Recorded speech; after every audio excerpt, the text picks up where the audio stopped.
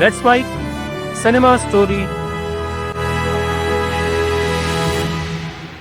यार अगर बॉलीवुड और राजनीति के रिश्तों के बारे में बात करें तो ये कोई नई कहानी नहीं है। पिछले कई दशकों में ऐसे कई सुपरस्टार आए जिन्होंने सिर्फ फिल्मों पर राज नहीं किया बल्कि सत्ता के गलियारों तक अपना असर पहुंचाया। सुनील दत्त बने सांसद, विनोद खन्ना ने राजनीति में लंबा सफर तय किया, हेमा मालिनी आज भी सक्रिय राजनीति का हिस्सा है। दक्षिण भारत में MG रामचंद्रन और NT रामा राव जैसे सुपरस्टार मुख्यमंत्री बने। और फिर आए एक ऐसे आदमी जिसे लोग सिर्फ सदी का महानायक नहीं बल्कि सत्ता के सबसे करीब पहुंचने वाले बॉलीवुड सुपरस्टार में गिनते थे। 1984 पूरा देश इंदिरा गांधी की हत्या के बाद सदमे में था। राजीव गांधी देश के नए प्रधानमंत्री बनते हैं और उसी दौर में एक ऐसा नाम राजनीति में आया जिसकी लोकप्रियता अपने चरम पर थी, अमिताभ बच्चन। एक ऐसा समय था जब उनका नाम भारत की राजनीति के समय सबसे पावरफुल परिवार के साथ जुड़ चुका था।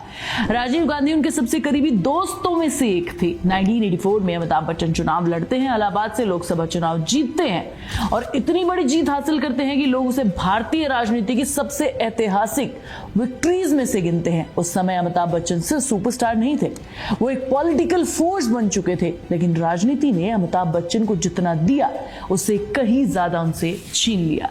कुछ कंट्रोवर्सीज में उनका नाम घसीटा गया, मीडिया ट्रायल्स हुए, क्रिटिसिज्म बढ़ा और सिर्फ 3 साल बाद 1987 में अमिताभ बच्चन राजनीति छोड़कर वापस फिल्मों में लौट गए। शायद उन्होंने बहुत जल्दी समझ लिया कि पॉलिटिक्स और सिनेमा दोनों की लड़ाई एक साथ लड़ना आसान नहीं है।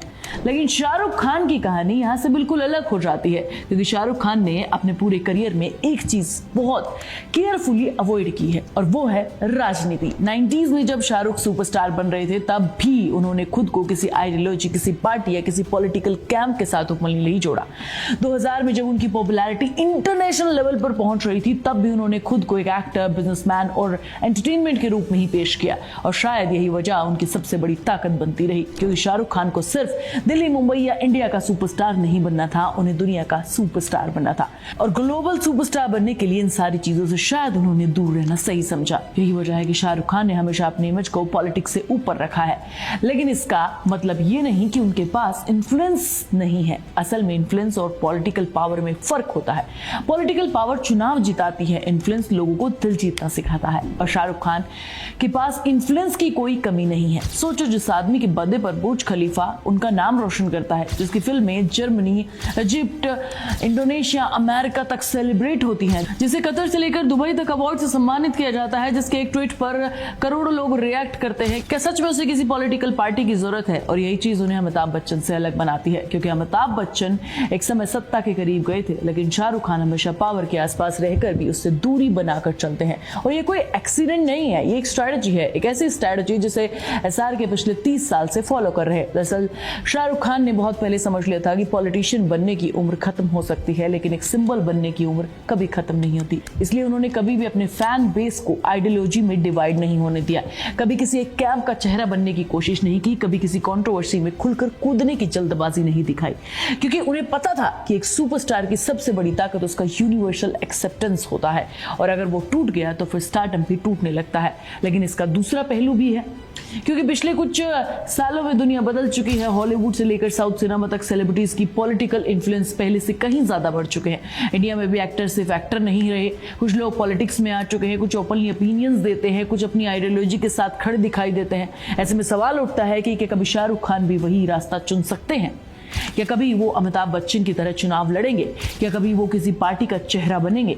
अगर SRK के पूरे करियर को देखा जाए तो शायद जवाब ना ही दिखाई देगा, क्योंकि शाहरुख खान का सबसे बड़ा एम्बिशन किसी पार्लियामेंट में नहीं है, उसका सबसे बड़ा एम्बिशन लेगेसी रही है और लेगेसी पॉलिटिक्स से कहीं ज्यादा बड़ी चीज होती है। राजनीतिक ताकत 5 साल में बदल जाती है, सरकारें आती हैं जाती, लेकिन सिंबल्स हमेशा जिंदा रहते हैं। शाहरुख खान शायद खुद को एक सिंबल के रूप में देखते हैं, कैसे सिंबल के रूप में जो रिलीजन, लैंग्वेज, स्टेट और आइडियोलॉजी से ऊपर है। और यही वजह है कि पठान रिलीज हुई, कंट्रोवर्सी शुरू हुई तो SRK ने किसी पॉलिटिकल बैटलफील्ड में उतरने की बजाय ऑडियंस को जवाब देने दिया और ऑडियंस ने जवाब दिया 1000 करोड़ से ज्यादा का कलेक्शन के साथ, क्योंकि शाहरुख खान शायद समझ चुके हैं कि उनकी असली पार्लियामेंट थिएटर है, उनकी असली वोटिंग ऑडियंस करती है और उनकी असली जीत बॉक्स ऑफिस नंबर्स नहीं बल्कि वो प्यार है जो 3 जनरेशन से उन्हें मिल रहा है। और शायद यही वजह है कि शाहरुख खान कभी अमिताभ बच्चन की तरह पॉलिटिकल पावर नहीं बनेंगे, क्योंकि वो कुछ और बन चुके हैं, कुछ ऐसा जो राजनीति से बड़ा है, एक इंस्टीट्यूशन, एक इमोशन, एक ब्रांड, और शायद एक ऐसा आदमी जिसे किसी कुर्सी की जरूरत नहीं पड़ती। क्योंकि कुछ लोग सत्ता से बड़े नहीं होते, लेकिन कुछ नाम ऐसे होते हैं जिनकी ताकत किसी सत्ता से कम भी नहीं होती है। शाहरुख खान शायद उन्हीं नामों में से एक है। तुम्हें स्टोरी कैसी लगी मुझे कमेंट करके बताना। मैं तुम्हें नेक्स्ट वीडियो में मिलूंगी, तब तक तुम चैनल को सब्सक्राइब कर लेना, वीडियो को लाइक और शेयर कर लेना, और प्लीज बेल आइकन दबाना मत भूलना। आप सुन रहे थे let's mic more than radio. Follow कीजिए हमें हमारे सोशल मीडिया प्लेटफॉर्म्स पर।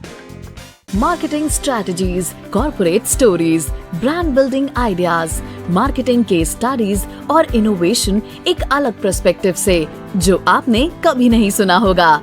Let's mic more than radio लेकर आ रहे हैं एक ऐसा ही unique show for all marketing aspirants, professionals, startups and entrepreneurs every Saturday at 11 a.m.